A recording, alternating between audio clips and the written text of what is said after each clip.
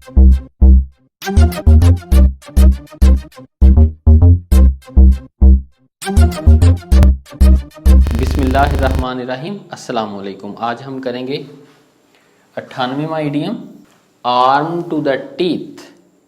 Armed का मतलब है मुसल्लह होना, हथियारों से लेस होना, टू द टीथ दांतों तक। ये मैंने थोड़ा सा लिटरल मीनिंग देने के लिए बनाया है दांत, और दांत जो है उसने गन उठा रखी है, क्लशनकोफ उठा रखी है।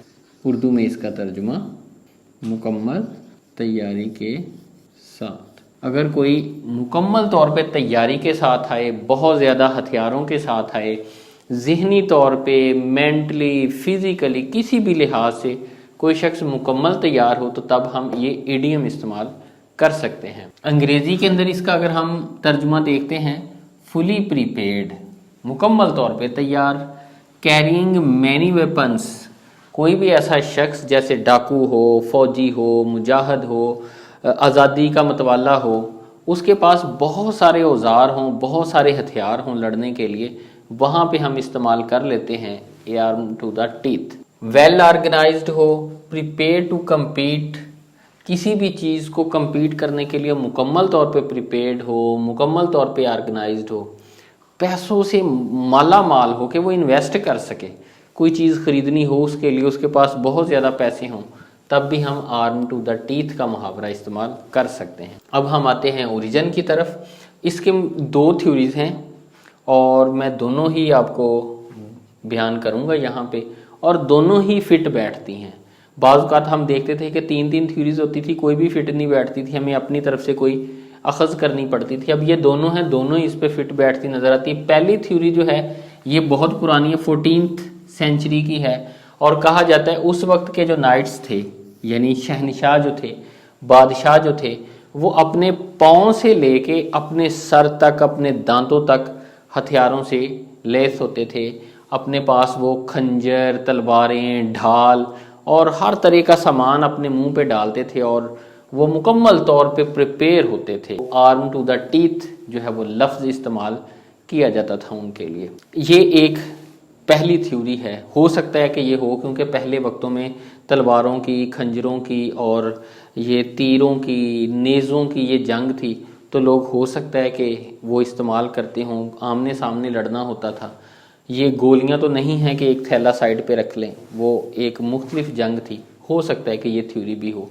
और दूसरी थ्योरी ये है, ये इससे 2 सदियां बाद की थ्योरी जो है वो कही जाती है कि 1600 में, 16वीं सदी में, वो 14वीं सदी की बात है, ये 16वीं सदी में जो सिटी ऑफ जमाइका है उसके अंदर पोर्ट है, समंदर के साहिल के ऊपर बंदरगाह है, पोर्ट जमाइका, यानी जमाइका बंदरगाह। उस बंदरगाह से कहते हैं कि ये ओरिजिनेट हुआ। बंदरगाह के आसपास जो लोग मुसाफिर आते थे, सामान ताजर जो है बेच के, या ख़रीदारी करने वाले, या दूसरे मुल्कों में लेके जाने वाले, तो उसके 6 किलोमीटर, 10 किलोमीटर या 20 किलोमीटर दूर समंदर के अंदर पायरेट्स किसे कहते हैं? ऐसे डाकू जो पानी के अंदर रहें, समंदर के अंदर रहें, और वहाँ से कश्तियों को लूटें जो सामान लेके जा रही हैं, जो तजारत का माल लेके जा रही हैं।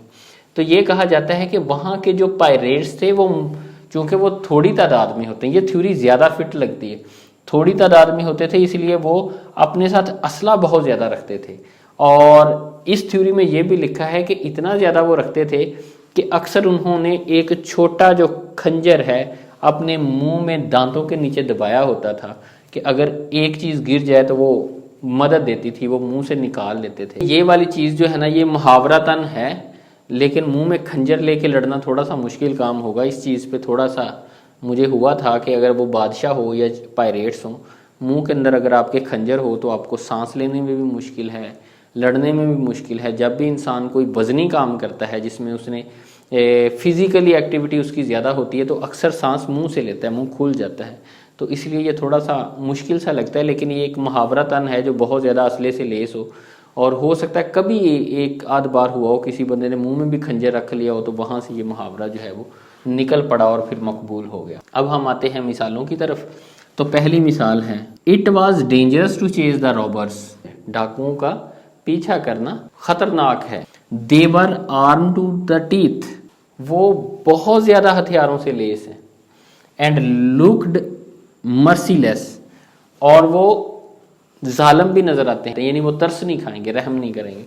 اب دوسرا اگر ہم سنٹینس دیکھیں, to invest in the luxurious housing scheme of the city, شہر کے اندر جو باسہولت گھروں کی سکیمز ہیں اس میں انویسٹ کرنا. One should be arm to the teeth, کسی شخص کے پاس بہت زیادہ دولت ہونی چاہیے, وہ دولت سے مالا مال ہو. یعنی میں نے آپ کو بتایا تھا کہ یہ ہم دولت سے, اگر کوئی مالا مال ہو تو یاری دولت سے بھی ہوتی ہے نا, تو اس کے لیے بھی یہ محاورہ استعمال کرتے ہیں. اب تیسرا جو ہے, اگر کوئی کمپیٹ کرنے کے لیے, جیسے تقریری مقابلہ ہو, بچہ بہت تیاری کر کے آیا تو ہم کہیں گے وہ آرم ٹو دا ٹیتھ ہے. کسی شخص نے پریس کانفرنس کرنی ہے, وہ جتنے دلائل ہم اپنے ساتھ لے کے آؤ تو بھی ہم کریں گے آرم ٹو دا ٹیتھ. دو کمپنیز ہیں, ان کے درمیان کوئی ایگریمنٹ ہونا ہے, ان کے لوگ مکمل طور پہ تیاری کے ساتھ آئیں کہ ہم نے ایگریمنٹ کیسے کرنا ہے, ڈیل کیسے کرنی ہے, تو بھی ہم محاورہ استعمال کر سکتے ہیں آرم to the teeth.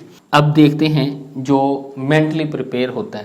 The minister came arm to the teeth for his first press meet. جو منسٹر تھا اپنی پہلی پریس کانفرنس کے لیے آفٹر بینگ الیکٹڈ, جب وہ الیکٹڈ ہو گیا تو وہ آرم ٹو دا ٹیتھ یعنی مکمل طور پہ تیار ہو کے آیا پریس کانفرنس کے لیے. And answered all the questions, اور اس نے تمام سوالات کے جوابات دیے. اب میں نے آپ کو دونوں تھیوریز بھی بتا دی ہیں اور یہ بھی بتا دیا کہ ہم یہ محاورہ کہاں کہاں استعمال کر سکتے ہیں, اور ڈایاگرام کو بھی دیکھنے کے بعد انشاءاللہ آرم ٹو دا ٹیتھ محاورہ آپ کو نہیں بھولے گا. اور اگلے ایڈیم تک کے لیے مجھے اجازت دیجیے. اللہ حافظ.